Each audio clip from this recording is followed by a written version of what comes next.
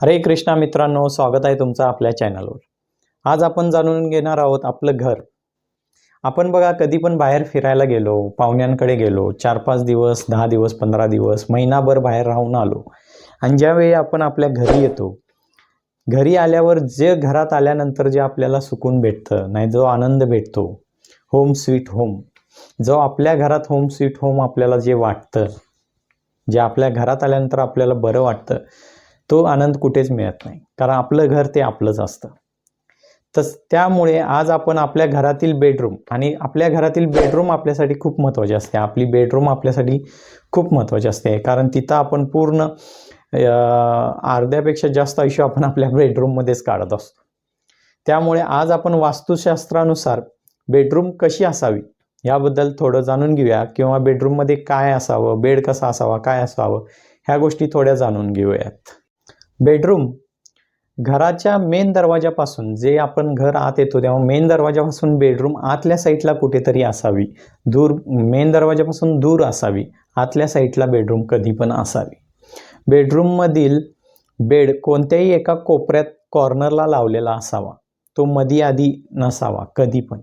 बेडरूममध्ये बेडच्या मागे कधी पण खिडकी नसावी, आणि जर असेल तर ती खिडकी कायम झाकलेली असावी, त्यावर कायमचे पडदे लावलेले असावेत।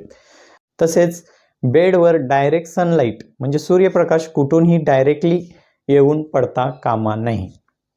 तसेच पूर्व दिशेला जर तुमच्या घरात बेडरूम असतील तर त्या मोठ्यांसाठी असाव्यात, आणि पश्चिम दिशेला बेडरूम असतील तर त्या लहान मुलांसाठी असाव्यात।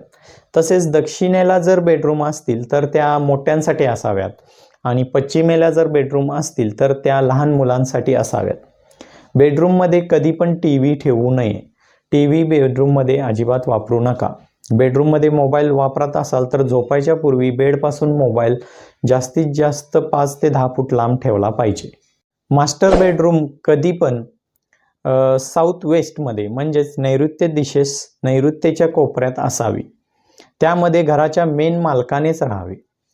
ह्या बेडरूममध्ये तुम्ही पाहुण्यांना जास्त वेळ राहायला, झोपायला देऊ नये। तसेच तुमच्या घरात जर अनमॅरिड मुलगी असेल तर ती पण या नैऋत्य कोपऱ्यातल्या बेडरूममध्ये जास्त वेळ राहू नये तिने, तर तिचे लग्न अजून डिले होऊ शकतं, लग्न होऊ शकणार नाही।